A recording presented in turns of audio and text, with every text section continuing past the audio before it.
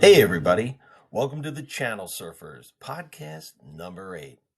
I'm your co host, Jeff Lennon. I'm here with my good friend and fellow co host, John McCabe.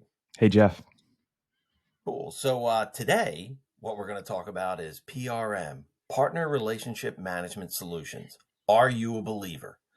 Uh, as we dive into this, I'm going to turn the tables a little bit with John and kind of drive this as they like to say in surfing, right? We're going to kind of catch the wave and hang 10 on the partnership topic of PRM.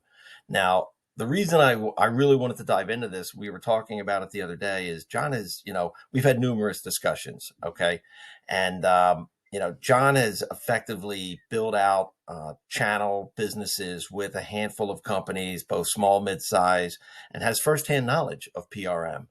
And when you're trying to build a channel, it's really important. What are the things that you do to build efficacy, Yeah. build strength, build that repeatability.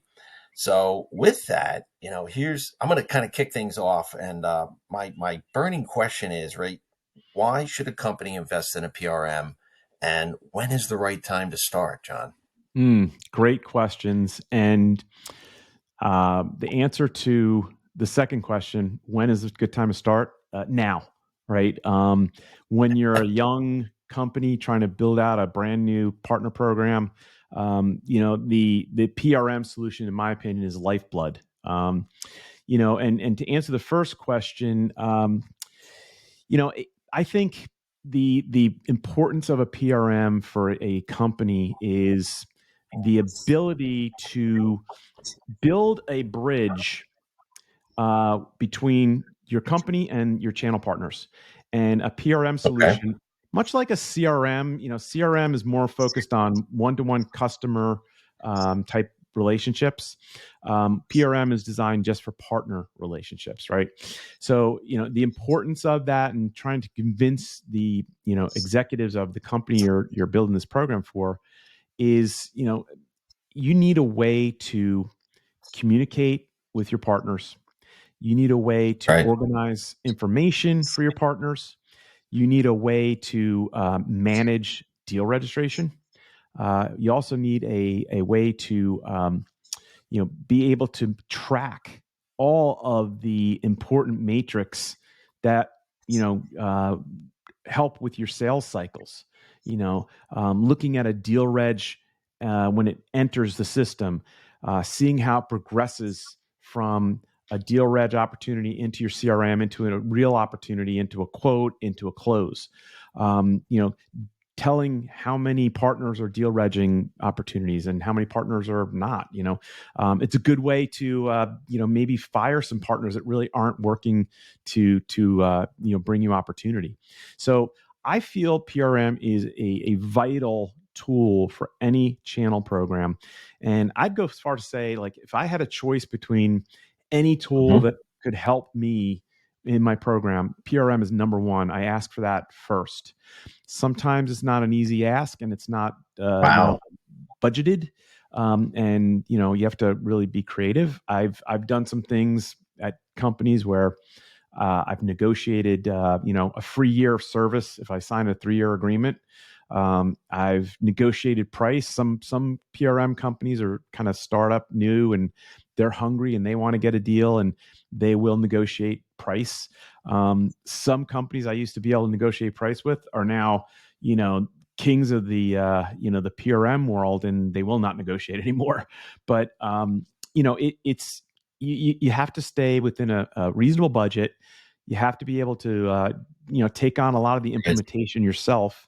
I think the most critical part of any implementation is tying it into your CRM. After that, it's just back end, setting up partners, setting up rules and policies and things like that. But to answer your questions, it's a critical piece of the partner program. And I always ask first thing, we need to get a PRM solution in place. Email or spreadsheets, just not a good way to manage deal reg. And it's So even if you're a small like you're a small business, you're kind of starting out. No, and I mean to cut you off there, right? But no, right, that's the crux of it, right? So if you're small and you're trying to build it, right, and you're using email out of the gate, which a lot you kind of have to do in the beginning as you're Sure. looking to find that PRM, right? So how would somebody go about that, right? And which kind of leads me to the question, right? Because small companies, small businesses, as they spin up, they have to do that. You've been there. So what would you say are the top 4 or 5 criteria that you use or have used, right, to figure out what is the best PRM? Because let's face it, there's a lot out there. You Oh yeah. kind of hit it on the head, right? And some were small and now they're big, right? But what hmm are some of the criteria that you've used? Well, when I first started doing this, maybe like 8 years ago, I I was with a company. We had in partner, but we had the real big enterprise version. It was like 50 grand a month. I mean, a year, and it was too clunky and difficult. We had to go through the in partner technical team to make changes. We didn't have access to the back end. So I wanted to look for something that I had control over, and I started to look at different solutions. Allbound was the first one I really started to hone in on. But I'd say in the beginning, I really wanted that deal reg component and the ability to track and report on how we were, selling with our partners. Um, the other big thing for me was how to build a library of content that our partners would have easy access to, because I'm sure you go through this a lot. Hey, Jeff, could you send me a data sheet on your product? Hey, Jeff, what's your latest spiff? Hey, Jeff, I need a demo. So I would look to see what kind of a library could be built. Allbound has one of the best, by the way. You could do videos, you could do documentation. So that was really, really critical. And then, the like I said, the performance management and analytics. So as I got into building and implementing these solutions, the one thing that I really wanted, and it wasn't available way back when, that was the ability to do onboarding and training within the PRM solution. That's something that has over the past 2 or 3 years become more important. I wanted a built-in LMS system that I could load my sales and sales engineering training for the partners and have them go through the training and certify and get marked as certified, and make sure they're adhering to the Interesting. program parameters, right? So I would say, the top 5 things in my opinion for any PRM solution: number one, partner onboarding and training. Number two, sales and marketing resources. And that includes presentations, product sheets, co branded marketing materials. Just a side note, Allbound was the first solution I looked at that allowed me to co brand my data sheets with my partner's logo, and I could do it all for them within the PRM solution. That Wow. was huge because in the past I'd have to send it to my marketing people. They would have to spin it up. It was a pain. They kind of looked at me cross-eyed every time I sent it to them. But now I have the ability to do that. So sales and marketing resources really, really important. Equally as important, deal reg, and opportunity management. Being able to have a vehicle that your partner can go in and register an opportunity, and then you have the ability to track it and manage it. And expire if a deal reg expires, you can automatically let them know it's expiring, and then renew it. Um, Seeing it progress through the CRM as a deal reg, open opportunity to becoming an actual real opportunity, and eventually a quote and close. Um, Performance management and analytics, really important. That kind of is the ROI component for an executive, reasoning. When you could show your executives, like, this is the number of deals we've registered. Here's how many are progressing. Here's the close. Here's the revenue that came out of the close. Here's the revenue we created. And it just gives you all this really rich, Yeah. information to report on, which is critical because, and we talked in our last episode about, executives saying, "Hey, John, hey, Jeff, where's the revenue? When are we going to see revenue?" Well, PRM, there's no hiding it. You're going to see the revenue, right? And then I think the last two really important things: communication and support. Being able to get like support on the product, but being able to communicate to your partners through the PRM. And, again, all bound, in partner, they all have these communication tools. You could send notes, you could send messages. Allbound does a thing called a portfolio, and it allows the partner manager to set up a page within Allbound specifically for them to send to their customers on my product. And that was amazing. That was a big hit with partners. They loved that. And then, I think last, Really? oh yeah, it was amazing. It was amazing. And then I don't think as important, but something to consider in a PRM, being able to do incentive and reward programs. And usually it's a tie into a tool that pays out, spiffs or sends them Right, right, gifts, and I've never really had that as a part of a PRM because it's usually an extra cost and it just isn't as important. We do, gift card spiffs, and I usually get that expensed. But those are really the 5.5 things I'd say that are really critical when you're looking at a PRM solution. And then, I think on top of all that, having everything that you're looking for, and then having, the right cost.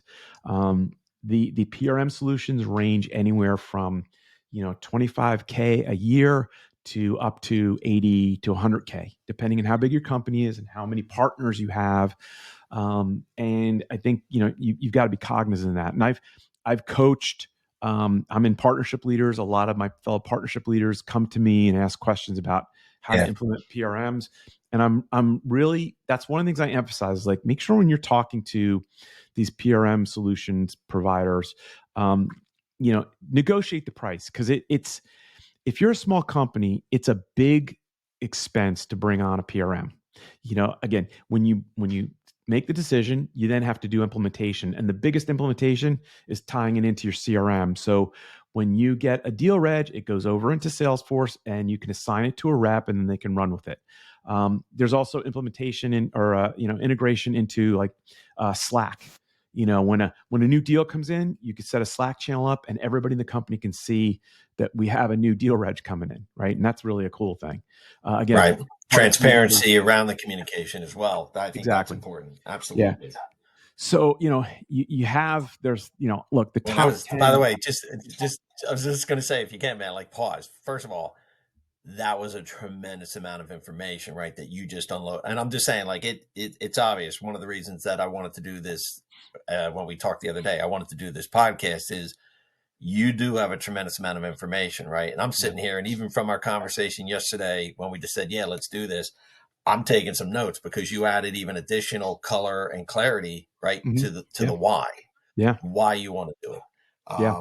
I think it's a And it's hard, funny because no, go ahead. I'm sorry. and I was no, say no, no. I was it just going to say it's funny. What I was going to say is funny is, I mean, we both talked about what really was the genesis was the deal registration piece, right? Because we were talking about revenue and driving revenue, and I do think that based listening to everything you were just saying, right? I mean, again, it reinforces the need or the requirement to have one because it's not so much about the revenue. It's, and I keep calling it the dark funnel or the hidden funnel. mm-hmm. When you're working with a partner, you're not always going to see the actual potential opportunity in the pipeline right away. Right. And that's what everybody's looking for. So this kind of fills, in my opinion, what I'm learning is, and again, right, I'm learning every day, but this is filling that gap because you're trying to build pipeline for the business. And before you can get to the pipeline or have pipeline to get deals, to get the deal regs, you've got to be building out that infrastructure. And Mm-hmm. a couple of things that jumped out, right? You talked about documentation information, which there's a marketing aspect to it, there's a sales aspect to it, Mm-hmm. there's a Yep. technical aspect to it. Yep. It opens up a whole plethora of things for people to think about for the business because you need to make sure you're educating that. And let's face it, a partner, having a partner work with you to sell your product, they are an extension of your sales team. And you need to make sure that you're providing them with as much information in the most efficient, transparent way, right? Yeah. Oh yeah, So for sure. I just wanted to kind of clarify that because you just Yeah. put out so much in the first 7 minutes, 8 minutes. I just, I'm going to go back and have to listen to this again. So, Yeah, yeah. Well, I'm here for you, man. If you need any advice, you know where to reach me. So, one thing. This is a hard argument to propose to your executives. And if you're a believer like I am, and really are passionate, it's easy for me to argue because it's a critical piece of what we're doing now. In some cases, I've had to negotiate a 2-month window. Like, let's get the program up and running. Let's get 2 months on our belt. Let's see some progress, and then we'll look into that. And I'm actually in that situation right now with the company that I'm managing their channel for, and it's okay. Right now we have a Google form that a deal reg can be processed through, and I get an email on it, which is right. okay. I just feel like email registrations tend to get lost or forgotten about, and it really isn't a wise way to manage your partner opportunities coming in. Plus, you can't track it and you can't manage how it I was progresses. going to say it's very linear. It's very Yeah, linear from a tracking perspective. spreadsheets You've aren't got to great make sure you either. put some Yeah, effort into that. yeah. Spreadsheets aren't great either because somebody might forget to put a deal reg on. And the critical piece, in my opinion, that form timestamps when a deal reg comes in. That's great. An email timestamps it, but if you forget about it or don't respond, you Right. might be like, oh, I don't remember that coming in. Then you see it's like 35 days into the deal reg, and you're like, oh shit.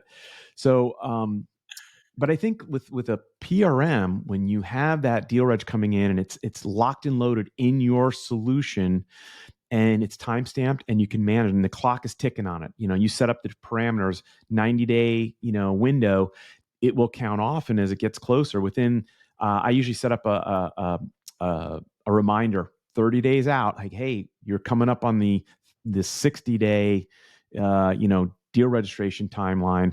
We have 30 more days. Let's talk if we need to, extend it.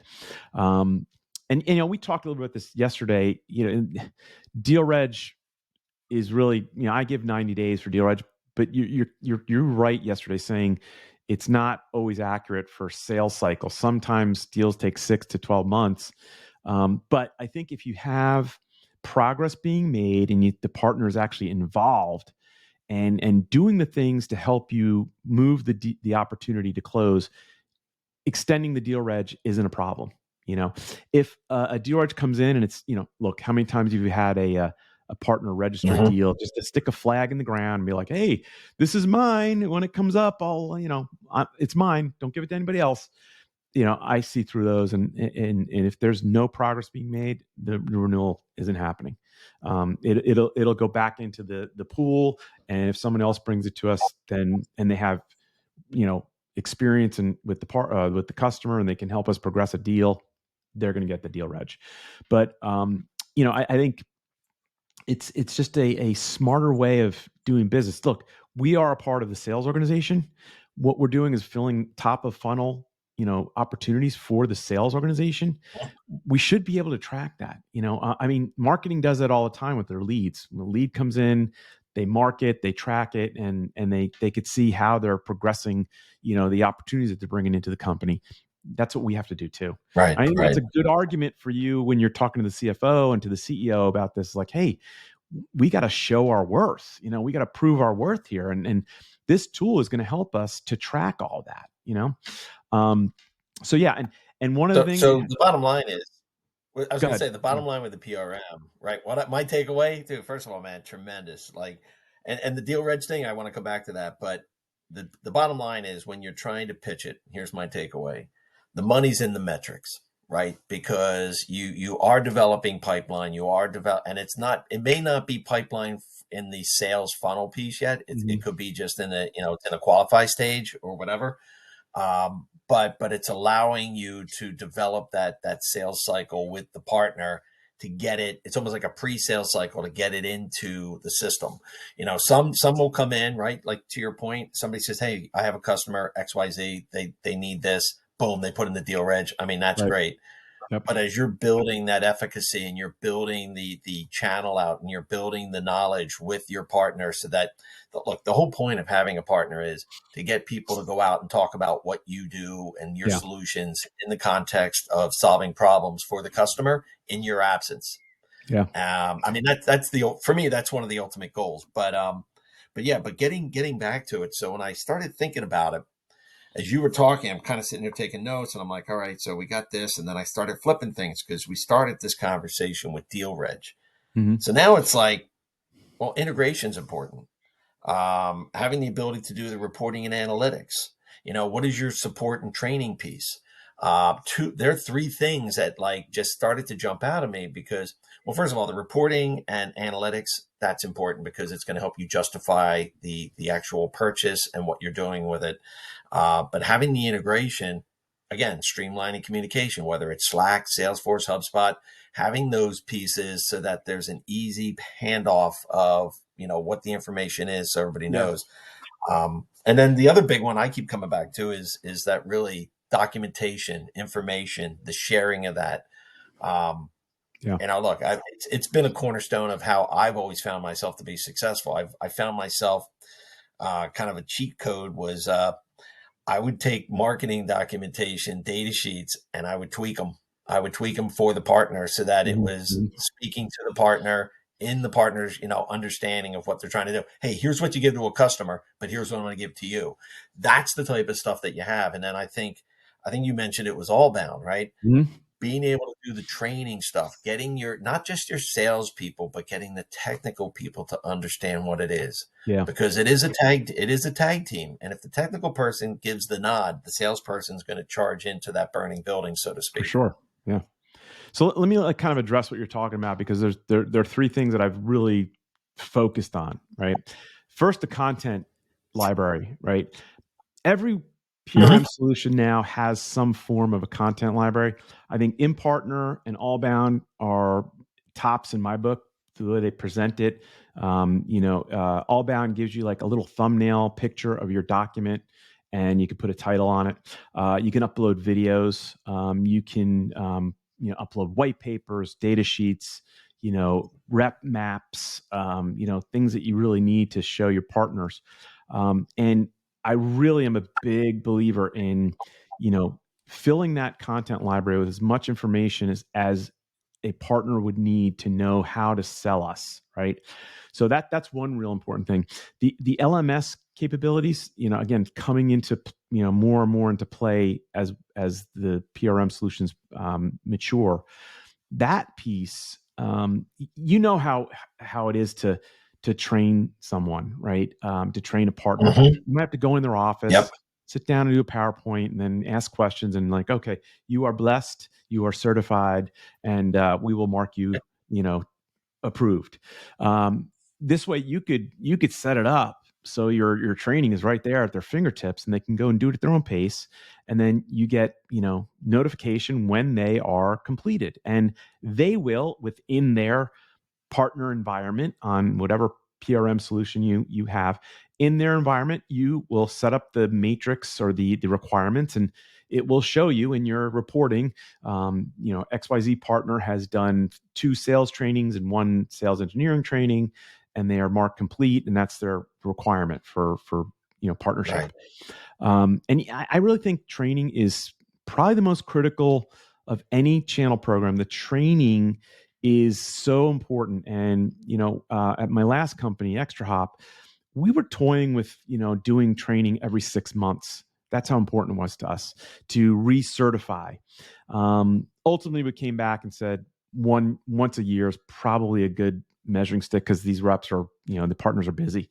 But I really think you have to have that training, have to have that capability, being Right. able to provide them with your sales pitch deck, right? As a part of that training or a part of the content library, obviously it would always be in there, right? But the LMS component and the training are so important. I think the third part about the PRM, which I didn't really discuss earlier, but the adoption is so important. At Allbound, and then I was with a company called Pronto for a couple years, and they were very stealthy startup that was hungry and had a great relationship with the CEO, and their support was amazing. All bound support was amazing, but adoption, for me, and you know how I am, follow up is really big. So I would make Yeah. sure I was preaching the good word of PRM to my partners. I'd hold webinars. I'd hold training sessions for specific groups, making sure they knew exactly how to get access, how they could deal reg, where the content was, what the content meant to the relationship. When the LMS component is in play, showing them how to get into the LMS and do the trainings. And again, like Allbound had that portfolio section, which was basically, or maybe they call it a briefcase. I forget the terminology, but you'd set up a specific page, product page for your customer with your logo and our data sheets and Yeah. videos Yeah. that they wanted to share with them. And then you'd send it off in a link and they'd go and it had private access and they could see everything that was good about our company. And, it worked amazingly. We got a lot of interest with that. And I got to a Just point. to interject there, I Mhm. was going to say something, John. That's another, to me, it's another cheat code. I'm just, again, for people that want to listen to this, a joint solution brief is what you Mhm. just kind of talked about. When you do co-branding and you take one company's logo and you put the other logo there, and you're talking about a solution from a unified go-to-market perspective, it it helps people kind of change the mindset. I've always referred back to, for years, Dell and Intel, right? You would see Yeah. the commercial, boom, boom, boom, and it was powered by Intel, and it was the unity of the two. I mean, I've done it myself almost every place I've been where I could, because it also creates credibility to Yeah, your, for to sure. kind of add to you. Um, and I'll come back to, because look, I'm a believer in also the fact that people are attracted to the value and benefit that they're getting from something. If there's a derived benefit and they feel like they're getting something from this, or it's Yeah. providing a benefit to them, and they can then go drive that, they're going to do it. So to your point, having a PRM, I'm going to come back to another kind of, I don't know why I'm hung up on cheat code today, um, but another piece is, look, keep it simple, make it easy, and have it repeatable. And if you Yep. could do those three things with it, and again, having a PRM that is simple and easy to use, and the process is repeatable, you're going to set yourself up for success, Yeah. in my opinion. Yep. No, I agree. And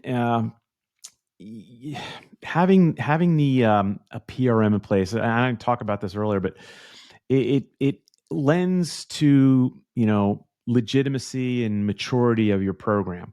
Agreed. When I talk to partners, their reps are like, "Hey, where do I go to register this opportunity?" And right now, like I said, I have a form to fill out. But if you have a PRM, some are like, "Hey, what's your PRM? I'm going to go throw a deal in." And if you're like, "Oh, I don't have one," they know you're a smaller company, and I am the PRM. yeah, send it to my email, and I'll remember to read it. No, seriously, that's deal reg No, is gold. you're Deal spot reg is on. I mean, gold for not to me. step on you, but you're Yeah, spot on. You're spot yeah. on, man. So I I think mean, it's the email thing is simple and easy. Like I said, I talked about this in the beginning, not to cut you off, but said it in the beginning. Like, for small companies, that's how they're starting it off, right? So they're using an email.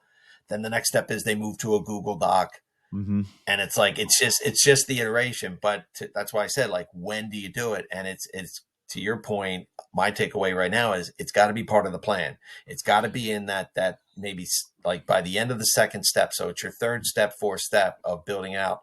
You've got to have it in the plan to have a PRM, because it's going to be how you scale, and Yep. it's going to simplify that process. And by the way, you know, working with two or three partners, yeah, you can get away with email. You start going to 5 to 8 partners, a Google Doc's going to work.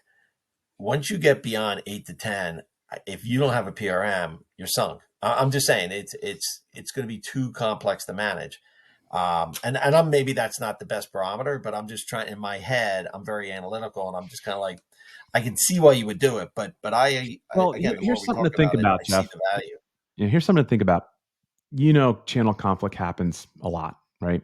I think that's a dilemma when you're not managing deal reg properly. It becomes a problem, and sometimes if you're just using email as a deal reg mechanism, a rep on your team might get the deal reg and then not tell me, about it, and I get a call from another Oh, partner that's that's happened. like, yeah, hey, I got this opportunity at XYZ company. I'm like, great, let's register it and send me, the details. And then I talked to the rep who owns it, and he's like, oh, I already got a deal reg from partner B. And I'm like, oh, okay, so now we have conflict. And if you have that PRM as the mechanism to register an opportunity, or the form A where you single source of the truth, basically. exactly time stamped, it tells you, everything you need to know about that opportunity. And once you move it over to CRM, basically I have it set up that I look at a deal reg that comes in, I ask the rep, is this legit? Do you want to work on this? Is it something you've talked to the rep about? And if everything is yes, yes, yes, we approve it.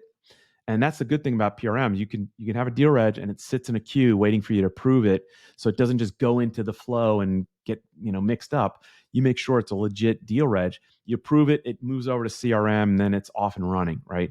Yeah. So it helps to avoid that Wow. channel conflict, which that's always a hard conversation with partners, and it helps, or it kind of lends to losing credibility and trust, and how we feel about trust.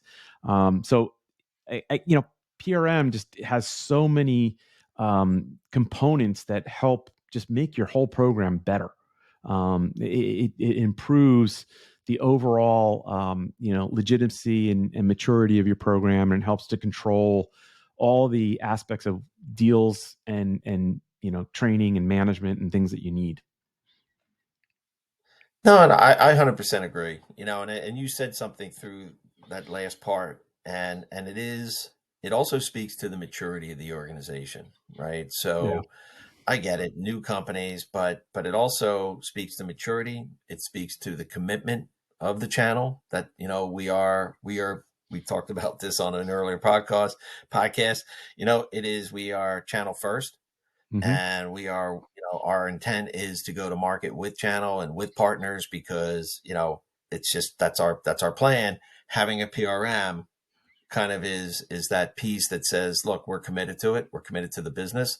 And I'll kind of flip the table a little bit. I mean, it's also being able to hold your partner in a way, their feet to the fire, right? Mm-hmm.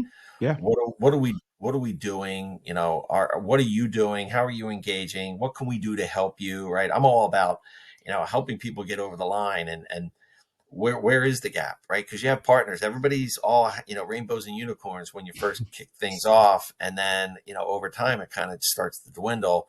And keeping that fire burning, keeping that kind of torch, that people see the value, that they see the things.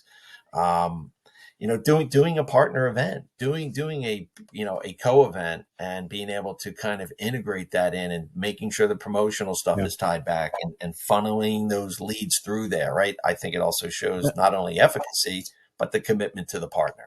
I didn't even mention most PRM solutions also have a marketing component. You could run campaigns. Yep. Um, I did it at one company with our marketing team, and it was great. I haven't really implemented everywhere. It's sometimes it's an extra cost, but it's also like talking about events. You can have an event and track it and understand, where it's coming from, and tie it into a deal. And marketing really loves that because they track all that stuff. The other thing I want to mention when you're talking there, like, how many of us do partner QBRs? Show of hands, I do. Yeah, And when you're preparing for a I have. QBR, you could just bring your PRM matrix reporting up in the QBR and be like, okay, here we go. You have deal regged 15 opportunities. Of that 15, we've seen 7 move to POC, and then of that, we've closed 2. Right, so you could show them real data, and then move on to like, okay, here's our training. You have done so many trainings. You're up to date. Your SEs might have to do 1 or 2 more because we're our requirement is 3. Um, you Yeah, know, yeah.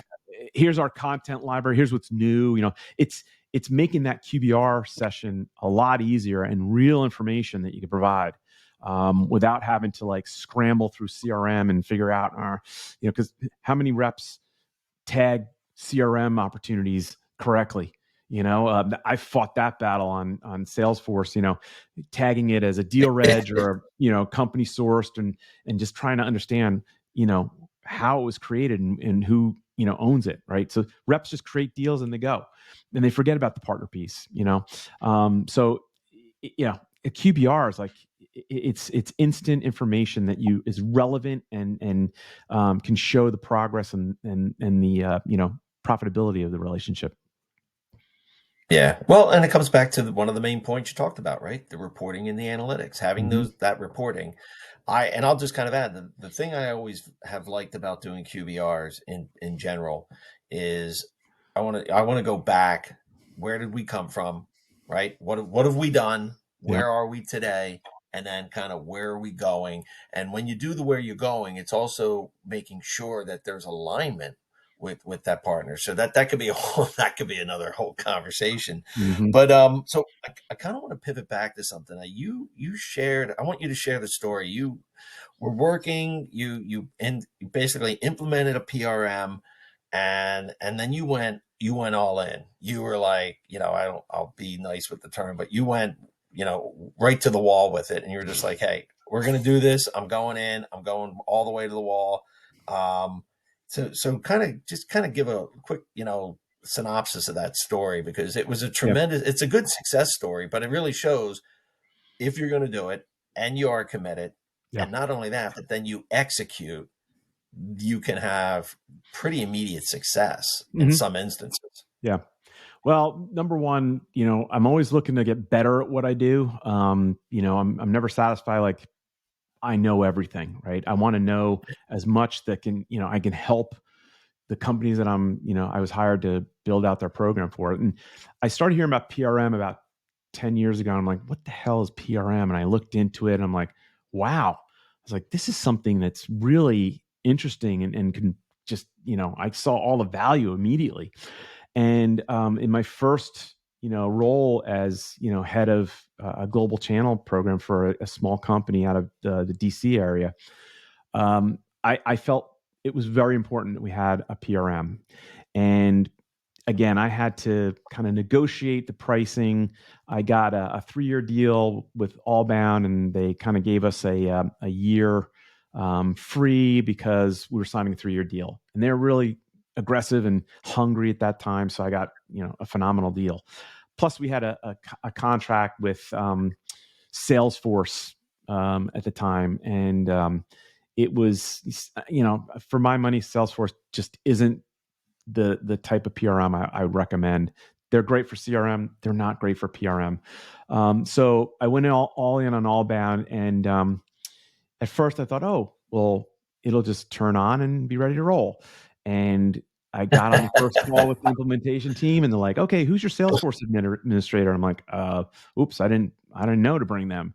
And, we went through a month of implementation, which isn't out of the ordinary, but the hardest part about that was getting Salesforce tied in, because there's a bilateral or, two-way communication you need to build. And if one side breaks, it's, that causes a little bit of issue. So, we went through some gyrations, Yeah. got it working. And then I was kind of left on my own. We didn't pay for like a big implementation. We got like a month free as part of the, the subscription. So I had to go and figure it out myself. Right. And I literally spent an entire day, just closed my office, poured a cup of coffee, put some music on, and I went to town and I figured out, how to create the content library. I figured out how to create users and give them different, roles within my company and the partner. I added partners and sent out Wow. invitations. And I figured out that portfolio piece, and I started building, pages for partners, and I'd call them up and we'd sit down and be like, hey, look what I could do for you. You have this capability to show your customer my product, and it's a private link. You could send it to them. I won't see it. Only you and the customer will see it. And they're like, wow, that's really cool. I also had to learn how to do the co-branding. It was not difficult, but it's not, a snap your fingers and it works. You've got to get the right sizing on the logo. You've got to make sure there's space on your data sheet to provide, put that logo. So like, I just went and like just dug in and became really, really good at the back end piece of it. And, the rep that I was working with at Allbound, she was amazing. And we used to talk frequently, and I, call her about questions. And she started to ask me to be a customer reference. And that was part of the deal. Like, I got a great deal because I promised to be a customer reference, and I had no problem. And I'd get on with these companies, these executives, just like me, trying to figure this out and trying to like understand, is this going to work for Yeah. us? Right. Yeah. And I started giving them demos. Like, I'm like, well, here, let me show you this. And I'm like, doo-doo-doo. And I'd show them like everything that I had learned. And they're like, wow, you give a better demo than Allbound. And I was like, that's, well, I'm like living and breathing it, and I'm in the back end. And Oh, that's not going to sit well with some all-bound people, but no, no. they But loved it. here's the thing: They loved it. you are a practical user, right? So you're somebody in the trenches using it, and that's again, we come back to another part of our conversation. That's what people are looking for. Like, if how would I use this to support my business? So Yeah. I think that's awesome. No, I Yeah. think that's awesome. No, and like Allbound wasn't offended at all. They thought it was great. Their CEO sent me a personal note saying thank you, and and it helped as I moved on to other I know. I'm companies. just kidding. It's awesome. Yeah. As I moved on to other companies, I'd call Allbound first. It got to a point where they were a little too, they raised their prices. They weren't really flexible anymore. They were the leader, so they could demand a higher price. So then Yeah. I flipped and went to a company called Pronto, which they are now. They were bought by a company called F3, I think is the name. But Pronto had a really different take on the PRM solution. They had what they called partnership cards, and you'd build the partnership card according to your partner, load up all the information. It was only accessed by them, and I'd build. Every partner had their own card, and I'd have to upload documentation for them, and it wasn't as user friendly as Allbound, or as the UI wasn't as great, but partners understood what the basic premise of it was, and the deal reg worked. And I became pretty expert on that, and talked to the CEO frequently, and he invited me to do like webinars with him, talking about PRM solutions. And it was great. So just Damn. overall, by almost by accident, I've become very, skilled and knowledgeable at PRM solutions, and kind of like a nerd. I'm kind of a PRM nerd. I really, I loved getting into the back end, and trying to figure out how to set things up. And, it's benefited each program that I've, implemented it. Number one, I think you've heard me talk about third party trust and how we went, all in on channel 100%. Um, Yeah. Yeah. Pronto was a key component of my success there, because I pushed our partners to go to Pronto, and I trained them, and deal regs came in, and it got to a point where, some VARs have, you know, um, like sales ops people that do all the deal regs for them, and I trained their whole team. And there was never a question of like, how do I do this? They all knew because they were trained, and I gave them documentation. I created, a how-to guide on every step of the way that they needed to do deal reg, and creating, Wow. documentation and things like that. So it proved really helpful, because we just started seeing deal regs coming in left and right. And I was able to show reporting. Now we had HubSpot, not Salesforce, so we'd feed it into HubSpot, and then I could create reports in HubSpot. HubSpot could be a PRM. I think it's more like a marketing tool and a CRM, but we were able to feed it into HubSpot and create even additional reports, board level type reports from the two solutions. And I had to, at the time, I had to go sit on the board meetings and report on all the success the channel was having, and the board was, thrilled. They kept seeing, the progress kept going up, up and to the right, whereas it was just not staying flat as That's it was awesome, man. in the previous. Yeah. So I mean, Damn. just to kind of like really tie everything together. That's right. Now, PRM, for anyone that's looking to put it in place, it's yes, it's a cost, but it's a worthwhile cost because of the way it really helps to tie the relationship together. Now, it's not something, it's not like build it and they will come. You got to build it and you got to press them to go to it, right? Adoption is so critical. But if you have the components that really help them, like the LMS component, the doc library, easy way to deal reg, just all the things that help them be better at selling you, the adoption will come. Yeah. But you've got to be vigilant and make sure they know you have it in place. They know all the components of it and how to operate it. No, dude, I think that's awesome. So again, one of my favorite things to do is as we're talking, because I kind of take a lot of notes, and I started off right with the whole deal reg thing, and we kind of morphed into the library and sales and this and that.